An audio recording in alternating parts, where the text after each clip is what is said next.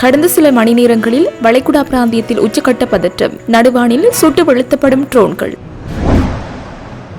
IRGCயின் செய்தி தொடர்பாளர் பலி. ஈரான் வெளியிட்டுள்ள அறிவிப்பு.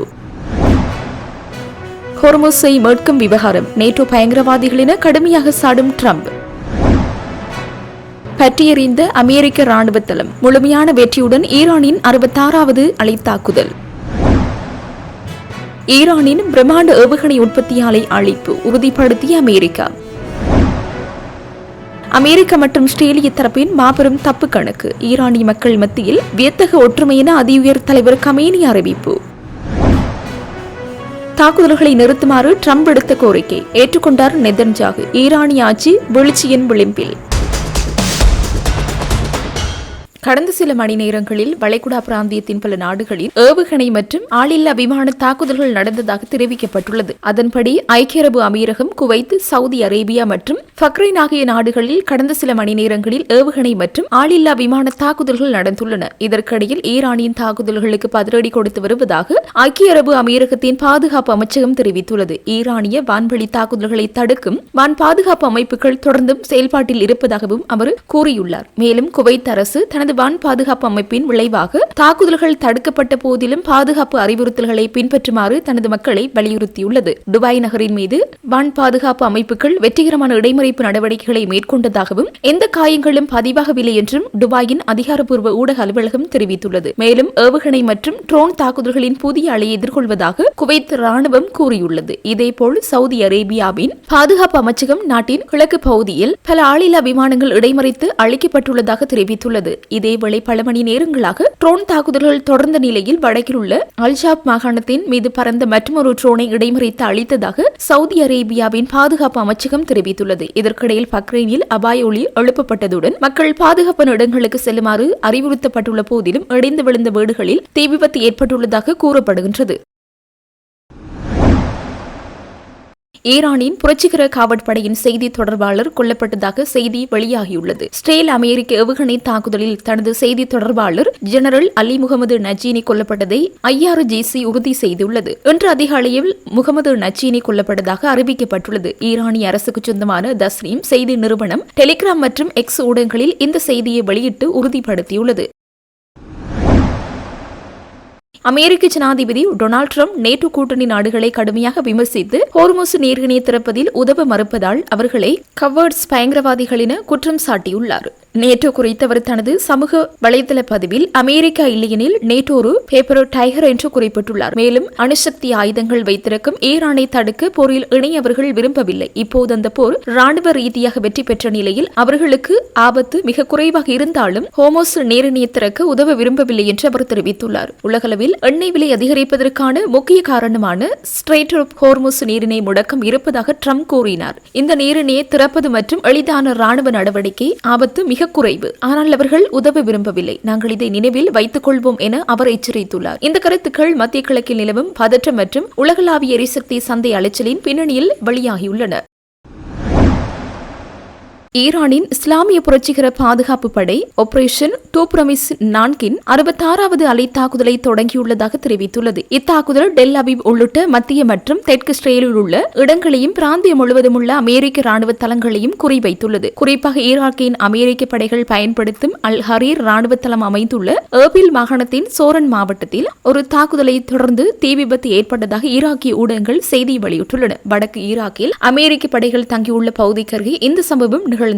இது அப்பகுதி முழுவதும் அமெரிக்காவுடன் தொடர்புடைய ராணுவ தளங்கள் மீதான அழுத்தம் அதிகரித்து வருவதை மேலும் காட்டுகின்றது. இது தொடர்பில் IRGC வெளியிட்ட அறிக்கையின்படி பல்வேறு வகையான ஏவுகணை அமைப்புகள் மற்றும் ட்ரோன்களை பயன்படுத்தி இந்த நடவடிக்கை முழுமையான வெற்றியுடன் மேற்கொள்ளப்பட்டதாக IRGC தெரிவித்துள்ளது. அந்த அறிக்கையின்படி இந்த தாக்குதலில் ட்ரோன்களுடன் திட மற்றும் திரவ எரிபொருள் ஏவுகணைகள், கனரக ஏவுகணைகள், கிளஸ்டர் குண்டுகள் கொண்ட அமைப்புகள் மற்றும் கத்ர், ஹோரம்சகர், கைபர் ஷேகான், கியாம், சுல்பிகார் உள்ளிட்ட நடுத்தர தூர ஏவுகணைகளும் பயன்படுத்தப்பட்டன. இஸ்ரேலுக்குள் அதிக அளவில் தாக்குதல் அழுத்தம் உணரப்பட்டு வருகின்றது என கூறப்பட்டுள்ளது. தாக்குதல் தொடர்ந்த நிலையில் ஜெருசலேம், கலீலி மற்றும் ஹைபாவை நோக்கி கூடுதல் ஏவுகணைகள் ஏவப்பட்டதாக தெரிவிக்கப்பட்டது. ஹைபாவில் உயிரிழப்புகள் எதுவும் பதிவாகவில்லை என்றும் ஜெருசலேம் மற்றும் அதன் சுற்றுவட்டார பகுதிகளில் பெரிய சம்பவங்கள் எதுவும் பதிவு செய்யப்படவில்லை என்றும் இஸ்ரேலிய அவசரகால சேவைகள் தெரிவித்துள்ளமை குறிப்பிடத்தக்கது.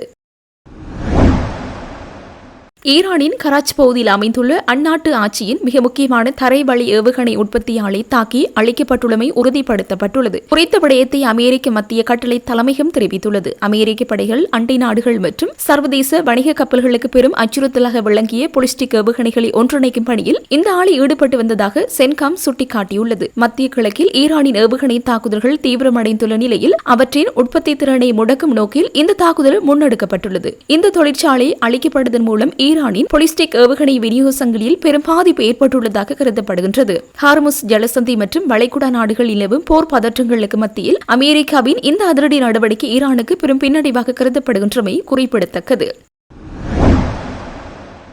மத்திய கிழக்கில் இஸ்ரேல் மற்றும் அமெரிக்க படைகள் ஈரானுக்கு எதிராக முன்னெடுத்து வரும் பாரிய ராணுவ நடவடிக்கைகளுக்கு மத்தியில் ஈரானிய அதிஉயர் தலைவர் ஐதுல்லா அலி ஹமேனி உத்தியபூர்வ அறிக்கை ஒன்றை வெளியிட்டுள்ளார். ஈரானுக்குள் ஆட்சி மாற்றத்தை ஏற்படுத்தலாம் என்ற மேற்கத்திய நாடுகளின் வியூகம் முற்றுமுழுதாக தோல்வியடைந்துள்ளதாக அவர் திட்டவட்டமாக அறிவித்துள்ளார். ஹமேனி தனது அறிக்கையில் குறிப்பிடுகையில் 2 அல்லது 3 நாட்கள் தொடர்ச்சியாக தாக்குதல்களை நடத்தினால் ஈரானிய மக்கள் அரசாங்கங்களை தூக்கி எறிவார்கள் என அமெரிக்காவும் இஸ்ரேலும் நம்பியிருந்தன. ஆனால் அது அவர்களின் மாபெரும் தப்பு கணக்காகும் என்று சுட்டிக்காட்டியுள்ளார். மேலும் ஆட்சியின் உயர்மட்ட தலைவர்களையும் செல்வாக்குமிக்க ராணுவ தளபதிகளையும் படுகொலை செய்வதன் மூலம் எமது அன்பான மக்கள் மத்தியில் அச்சத்தையும் விரக்தியையும் விதைத்து விடலாம் என்ற ஒரு மாயையில் அவர்கள் இந்த போரை தொடங்கினார்கள். இதன் மூலம் ஈரானிய ஆதிக்கம் செலுத்தி அதனை துண்டு துண்டாக உடைத்து விடலாம் என அவர்கள் பகல் கனவு கண்டார்கள் என்று அவர் கடுமையாக விமர்சித்துள்ளார். ஈரானின் எதிர்பார்ப்புகளுக்கு மாறாக ஈரானில் தற்போது நடந்துள்ள மாற்றங்களை சுட்டிக்காட்டியவர் மத, அறிவுசார், கலாச்சார மற்றும் அரசியல் ரீதியாக எத்தகைய வேறுபாடுகள் காணப்பட்டாலும் ஈரானிய மக்கள் மத்தியில் தற்போது ஒரு வியக்கத்தக்க மாபெரும் ஒற்றுமை உருவாகியுள்ளது. அதேவேளை எங்களை அழிக்க வந்த எதிரிகளுக்குள்ளேயே தற்போது மாபெரும் விரிசல் ஏற்பட்டுள்ளது என்று தெரிவித்துள்ளார். அமெரிக்க அதிபர் டிரம்புக்கும் இஸ்ரேலுக்கும் இடையிலான முரண்பாடுகள் மற்றும் நேட்டோ நாடுகளான பிளவுகளை சுட்டிக்காட்டும் வகையிலேயே அவரது இந்த அறிக்கை அமைந்துள்ளமை சர்வதேச அரசியல் அரங்கில் பெரும் முக்கியத்துவம் பெற்றுள்ளது. மத்திய கிழக்கில் இஸ்ரேல் மற்றும் அமெரிக்கா இணைந்து ஈரானுக்கு எதிராக பாரிய தாக்குதல்களை முன்னெடுத்து வருகின்ற நிலையில் போரியல் களத்தில் ஒரு திடீர் திருப்பமாக ஈரான் இலக்குகள் மீதான மேலதிக தாக்குதல்களை தற்காலிகமாக நிறுத்தி வைக்குமாறு அமெரிக்க அதிபர் டொனால்டு டிரம்ப் இஸ்ரேலிடம் கோரிக்கை விடுத்துள்ளார். ஊடகவியலாளர்கள் எழுப்பிய கேள்விகளுக்கு பதிலளித்த இஸ்ரேலிய பிரதமர் பெஞ்சமின் நெதன்யாகு அண்மையில் ஈரானின் இயற்கை எரிவாயு வயல்கள் மீது நடத்தப்பட்ட பாரிய தாக்குதல் குறித்து இஸ்ரேல் முன்னதாகவே அதிபர் டிரம்பிற்கு தெரியப்படுத்தியிருந்ததா என்ற கேள்விக்கு இல்லை, அந்த தாக்குதலில் இஸ்ரேல் தனித்தே செயற்படுத்தி என பகிரங்கமாக ஒப்புக்கொண்டுள்ளார். மேலும் அவர் குறிப்பிடுகையில் எதிர்காலத்தில் தாக்குதல்களை தற்காலிகமாக நிறுத்தி வைக்குமாறு அதிபர் டிரம்ப் எங்களிடம் கேட்டுக்கொண்டார். நாங்களும் அதனை ஏற்றுக்கொண்டு தாக்குதல்களை நிறுத்தியுள்ளோம் என தெரிவித்தார். ஈரானிய ஆட்சி கவிழ்வதற்கான அறிகுறிகள் தென்படுகின்றதா என ஊடகவியலாளர் ஒருவர் எழுப்பிய கேள்விக்கு அதற்கான பல அறிகுறிகள் தற்போது அப்பட்டமாக தெரிகின்றன. ஈரானிய ஆட்சி முழுமையாக வீழ்ச்சி அடைவதற்கான சூழ்நிலைகளை உருவாக்குவதற்கே நாங்கள் கடுமையாக உழைத்து வருகின்றோம். ஒருவேளை அவர்கள் இந்த நெருக்கடியை தாண்டி உயிர் வாழ்ந்தாலும் வரலாற்றிலேயே மிகவும் பலவீனமான ஒரு புள்ளியில்தான் இந்த ஆட்சி இருக்கும் என நெதன்யாகு திட்டவட்டமாக எச்சரித்துள்ளார். ஈரான் போரை முடிவுக்கு கொண்டுவர காலக்கெடு இல்லை. ஈரான் மீதான அமெரிக்காவின் ராணுவ நடவடிக்கைகள் துல்லியமானது என பென்டகன் தெரிவித்துள்ளது. இதுகுறித்து அமெரிக்க ராணுவ தலைமையகமான பென்டகனில் நடந்த நிருபர்கள் சந்திப்பில் அமெரிக்க பாதுகாப்புத்துறை செயலர் பீட் ஹெக்செட் கூறியதாவது: வளைகுடா நட்பு நாடுகளை தாக்குவதன் மூலம் பதற்றத்தை அதிகரிப்பதை ஈரான் தவிர்க்க வேண்டும். சரியான முடிவுகளை எடுக்கும் திறன் ஈரானுக்கு உள்ளது. இனிவரும் காலங்களில் அது அண்டை நாடுகளையோ அரபு நாடுகளையோ குறிவைத்து தாக்குதல் நடத்த முயற்சிக்க கூடாது. ஈரான் போரை முடிவுக்கு கொண்டுவர காலக்கெடு இல்லை. ஈரான் மீதான அமெரிக்காவின் ராணுவ நடவடிக்கைகள் துல்லியமானது. எங்களது நோக்கங்கள் மாறாமல் இருக்கின்றது. ஈரானின் ஏவுகணைகள் மற்றும் ஏவுதளங்களை அழிப்பது, மீண்டும் கட்டியெழுப்புவதை தடுப்பதற்காக குறிவைப்பது, அதன் கடற்படை திறன்களை சிதைப்பது மற்றும் ஈரான் ஒருபோதும் அணு ஆயுதத்தை பெறாமல் இருப்பதை உறுதி செய்வது ஆகியவை அமெரிக்காவின் ராணுவ நடவடிக்கைகளின் நோக்கங்களாகும். ஈரான் பல தசாப்தங்களாக அரசு பலங்களை தனது மக்களுக்கு வழங்காமல் ஏவுகணைகள், ஆளில்லா விமானங்கள் உள்ளிட்ட வசதிகளுக்காக பயன்படுத்துகின்றது. ஆனால் உலகில் வேறு எந்த ராணுவமும் செய்ய முடியாத அளவிற்கு நாங்கள் அவர்களை வேட்டையாடுகின்றோம்.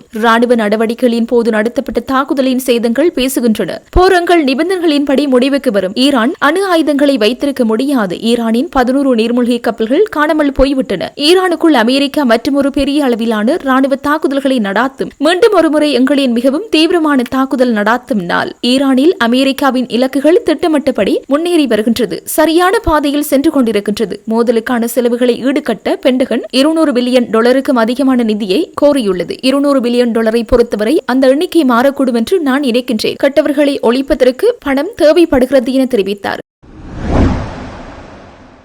ஈரானின் சவுத் பாஸ் இயற்கை எரிவாயு வயல் மீதான தாக்குதலை தொடர்ந்து மத்திய கிழக்கு போரானது உத்தியபூர்வமாக ஒரு எரிசக்தி உட்கட்டமைப்பு போராக உருவெடுத்துள்ளது. ராணுவ இலக்குகளை தாண்டி பொருளாதார முதுகெலும்புகளை குறிவைக்கும் புதிய வியூகத்தை இருதரப்பும் கையில் எடுத்துள்ளன.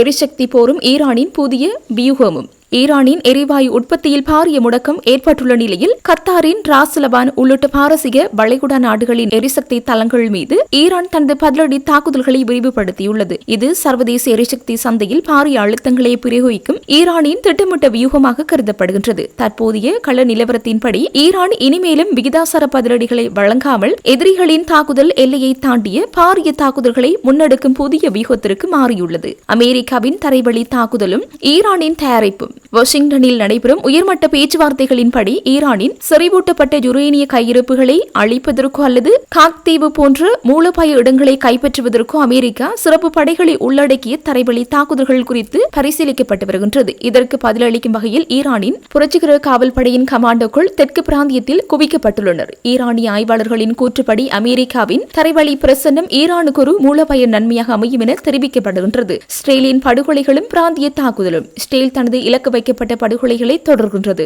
ஈரானிய உளவுத்துறை அமைச்சர் இஸ்மாயில் ஹாதிப் ஸ்டேலிய தாக்குதலில் கொல்லப்பட்டமையை ஈரான் அரசாங்கம் தற்போது உறுதிப்படுத்தியுள்ளது. அத்துடன் ஈரானின் வடக்கு மாகாணங்களின் கிளான் மற்றும் மசாந்திரன் நோக்கியும் இஸ்ரேல் தனது தாக்குதல்களை விரிவுபடுத்தியுள்ளது. மறுபுறம் இஸ்ரேலிய வான் பாதுகாப்பை பலவீனப்படுத்தும் நோக்கில் சிறிய ரக கிளஸ்டர் ஏவுகணைகளை ஈரான் தொடர்ச்சியாக ஏவி வருகின்றது. ஹிஸ்புல்லா அமைப்பும் நீண்ட தூர ஏவுகணைகள் மூலம் காசா எல்லை வரை தனது தாக்குதல்களை நீட்டியுள்ளது. பொருளாதார மற்றும் ராஜதந்திர நெருக்கடி. ஈரானிய தாக்குதல்களை தொடர்ந்து உலகளாவிய எண்ணெய் விலை பீப்பாய் ஒன்றிற்கு $110 தாண்டி உயர்வடைந்துள்ளது. கத்தார் அரசாங்கம் ஈரானிய ராணுவ அதிகாரிகளை நாட்டை விட்டு வெளியேற்றியுள்ளமையானது அரபு நாடுகளுக்கிடையே ராஜதந்திர விரிசலை வெளிப்படுத்தியுள்ளது. ஈராக்கில் ஈரானிய ஆதரவு படைகள் மீதான அமெரிக்க தாக்குதல்களும் தொடர்கின்றன. அனைத்திற்கும் மேலாக ஈரானிய புதிய அதிகார தலைவர் அணுவாயுத தயாரிப்பு குறித்து முந்தைய மத தடையை நீக்குவாரா என்பது குறித்த கேள்வி வலுத்துள்ளது. இது தொடர்பில் புதிய தலைமை இதுவரை தமது நிலைப்பாட்டை தெளிவுபடுத்தவில்லை என ஈரானிய வெளிவிவகார அமைச்சர் தெரிவித்துள்ளமை ஈரான் அணுவாயுத பாதையை நோக்கி நகருகின்றதா என்ற பாரிய சர்வதேச பீதியை ஏற்படுத்தியுள்ளது.